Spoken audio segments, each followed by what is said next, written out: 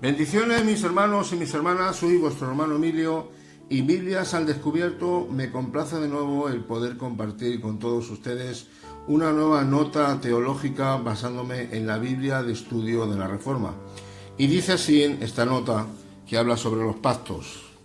Vamos a ver la diferencia que hay entre un pacto y entre un contrato. Y dice así: la estructura básica de la relación que Dios ha establecido con su pueblo es el pacto.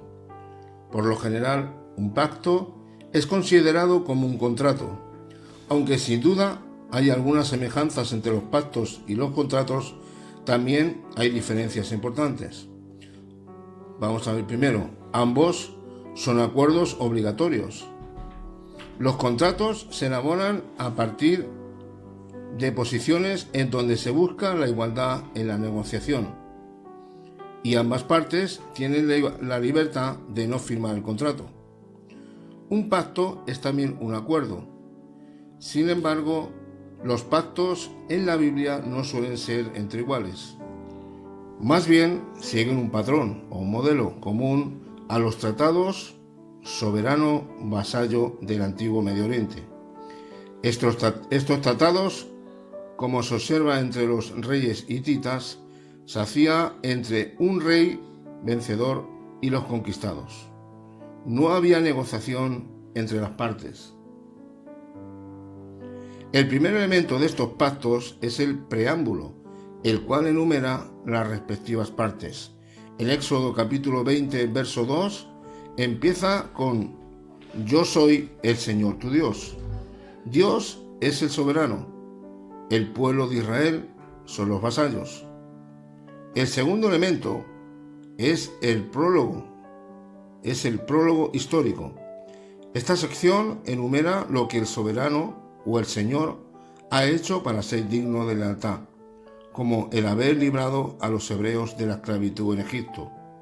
En términos teológicos, esta es la sección de la gracia. En la siguiente sección, el Señor enumera lo que requerirá de aquellos a quienes gobierna. En Éxodo capítulo 20 encontramos los 10 mandamientos. Cada uno de los mandamientos se consideraron moralmente obligatorios para toda la comunidad del pacto. La última parte de este tipo de pacto enumera las bendiciones y las maldiciones. El Señor enumera los beneficios que otorgará a sus vasallos si siguen las estipulaciones del pacto. Un ejemplo de esto se encuentra en el quinto mandamiento. Dios promete a los israelitas que sus días serán largos en la tierra prometida si honran a sus padres. El pacto también presenta maldiciones si el pueblo no cumple con sus obligaciones. Dios advierte a Israel que no los tendrá por inocentes si no honran su nombre. Este patrón básico es evidente en los pactos de Dios con Adán, en los pactos de Dios con Noé, en los pactos de Dios con Abraham, en los pactos de Dios con Moisés y el pacto entre Jesús y su iglesia. En los tiempos bíblicos, los pactos eran ratificados con sangre. Era costumbre que ambas partes del pacto pasaran entre animales desmembrados, representando su consentimiento con los términos del pacto. Podemos ver en Jeremías capítulo 34, verso 18. Tenemos un ejemplo de este tipo de pacto, como dice en Génesis capítulo 15, versículos 7 al 21. Dios hizo ciertas promesas a Abraham, las cuales fueron ratificadas con el sacrificio de animales. Sin embargo, en este caso, solo Dios pasó por el medio de las mitades de los animales, mostrando que se obligó a sí mismo a cumplir el pacto a través de un juramento solemne. El nuevo pacto, el pacto de la gracia, fue ratificado con la sangre derramada de Cristo en la cruz. En el corazón de este pacto está la promesa divina de la redención. Él no solo ha prometido redimir a todos los que ponen su confianza en Cristo, sino que ha sellado y confirmado esa promesa con un voto santísimo. Servimos y adoramos a un Dios que se comprometió a sí mismo con nuestra completa redención. Amén y amén. Bien, pues a la verdad, hermanos, creo que es una nota teológica, bastante interesante y buena de saber, ¿no? Como Dios, a lo largo de los tiempos, Dios ha hecho pactos con el hombre.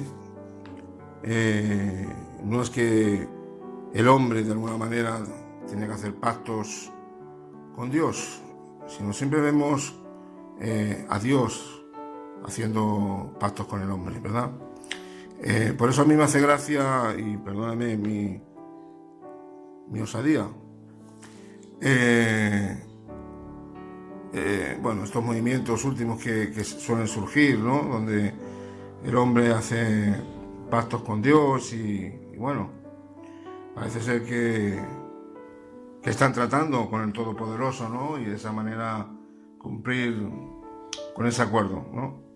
Pero vemos que a lo largo de toda la palabra de Dios es Dios siempre haciendo pactos con el hombre, con el único fin de Dios mostrarse a un pueblo escogido, a un pueblo consagrado para Él, donde Dios los había llamado con un propósito y un fin, para que fuera su pueblo especial, su pueblo escogido, y que ellos, guardando sus mandamientos, sus preceptos, Dios pudiera bendecir a su pueblo. Dese cuenta que esos pactos, esos acuerdos que Dios ha hecho a lo largo de la historia del Antiguo Testamento, a través de los hombres, como empezó con Adán, empezó con Moisés, con Abraham, Dios siempre ha tenido con Noé, ¿no? Siempre Dios ha hecho ese tipo de acuerdos, de pactos, con el único fin simplemente, ¿no? De que realmente el hombre, pudiendo guardar los mandamientos y los preceptos de Dios, el hombre pudiera ser bendecido en lo espiritual, pero también bendecido en lo material, ¿verdad? Y Dios lo único que demandaba de su pueblo era obediencia, fidelidad, y de ese modo tener a un pueblo que realmente pudiera servir a un Dios genuino, un Dios verdadero. No tenía que ver nada con los dioses paganos que tenían las naciones cercanas al pueblo, a la nación de Israel, donde siempre se han identificado por sus rituales y por sus deidades, realmente que eran tipo de deidades, eran falacias, eran todo mentira, todo un engaño, ¿verdad? Pero el Dios verdadero, el Dios creador, el Dios que ha creado los cielos y la tierra y todo lo que hay en ella, se mostró a Israel, ¿verdad? Y el hombre lo único que tenía que hacer es guardar ese acuerdo con el Señor, ¿no? Ese pacto. De esa manera, el pueblo de Dios en ocasiones ha visto la mano de Dios Todopoderoso, y la gracia de Dios siempre se ha manifestado hacia su pueblo, ¿verdad? Como Dios siempre los ha redimido de los peligros, a pesar de su infidelidad. Dios ha seguido amando a su pueblo, Dios ha seguido rescatando a su pueblo fiel, ¿verdad? Dios siempre ha tenido misericordia de su pueblo, ¿verdad? Y aquí hay dos pasajes de la Biblia que vamos a estar leyéndolos, donde hablando de que previamente dice la costumbre que ambas partes del pacto pasaran entre animales desmembrados, representando su consentimiento con los términos de pacto. Y aquí en Jeremías capítulo 34, verso 18, que antes he dicho el pasaje, pero no lo he leído, y lo vamos a leer ahora. Dice Jeremías capítulo 34, verso 18, dice así: y entregaré a los hombres que traspasaron mi pacto, que no han llevado a efecto las palabras del pacto que celebraron en mi presencia, dividiendo en dos partes el becerro y pasando por medio de ellas, ¿verdad? Y hablando de los animales, que de alguna manera era costumbre, ¿no? Que ambas partes deberían de ser desmembrados, como dice aquí, ¿no? Y entregaré a los hombres que traspasaron mi pacto, que no han llevado a efecto las palabras del pacto que celebraron en mi presencia, dividiendo en dos partes el becerro. Siempre debía ser dividido en dos partes. Era un pacto que Dios había hecho con su pueblo a la hora de los rituales, a la hora del sacrificio, ¿verdad? Deberían de guardarlo. Luego tenemos, y dice así, tenemos un ejemplo de este tipo de pacto, Génesis capítulo 15, vamos si quieren a leer este pasaje, Génesis capítulo 15, versos del 7 al 21. Génesis capítulo 15, dice así en la escritura, dice la palabra de Dios. Dios es bueno y para siempre su misericordia. Dice así. Vamos a estar leyendo del 7 al 21 de una manera un poquito ligera para no hacerlo. Y le dijo, verso 7 de Génesis: yo soy Jehová que te saqué de Ur de los Caldeos para darte a heredar esta tierra. Y él respondió: Señor Jehová, ¿en qué conoceré que la he de heredar? Y le dijo: traedme una becerra de 3 años y una cabra de 3 años y un carnero de 3 años, una tórtola también y un palomino. Y tomó él todo esto y lo partió por la mitad y puso cada mitad una enfrente de la otra, mas no partió las aves. Y descendían aves de rapiña sobre los cuerpos muertos, y Abraham las ahuyentaba.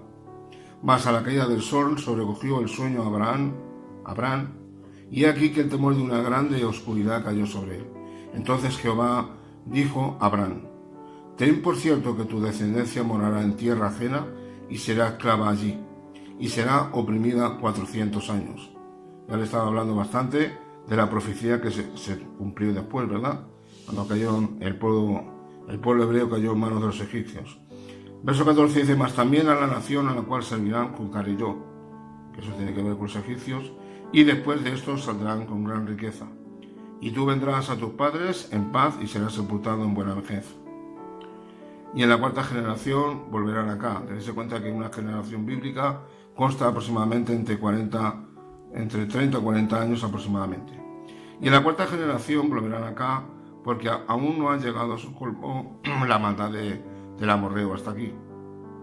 Y sucedió que puesto el sol, ya oscurecido, se veía un horno humeando y una antorcha de fuego que pasaba por entre los animales divididos. Y en aquel día hizo Jehová un pacto con Abraham, diciendo: a tu descendencia daré esta tierra, desde el río de Egipto hasta el río grande, el río Eufrates. La tierra de los ceneos, de los ceneceos, los admoneos, los eteos, los fereceos, los refaitas, los amorreos, los cananeos, los gerbeseos y los jebuseos.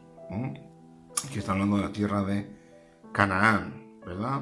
La promesa que Dios le hizo a Abraham de darle esa tierra y fue cumplida, ¿verdad?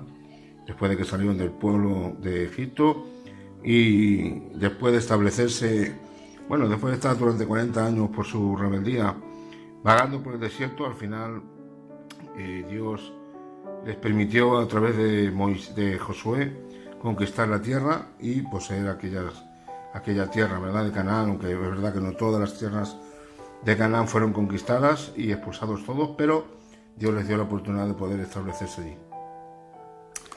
Pues bien, hasta aquí dejamos esta nota teológica. Saber que nosotros tenemos un nuevo pacto, el pacto de la gracia, y como dice aquí, que fue ratificado con la sangre derramada de Cristo en la cruz en el corazón de este pacto, y esta es la promesa divina de la salvación, de la redención.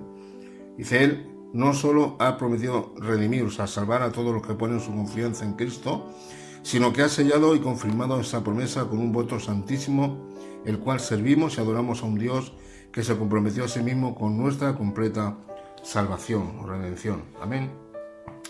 Así que confiamos y seguimos a nuestro Señor, confiamos en Él, le seguimos a Él, y ese es el nuevo pacto, el pacto de la gracia. Ya no necesitamos sacrificios de animales ni que estén y tener que dividirlos en 2 partes, sino es el nuevo pacto de la gracia de nuestro Señor Jesucristo. Amén. Hasta aquí esta nota teológica. Dios les bendiga mucho.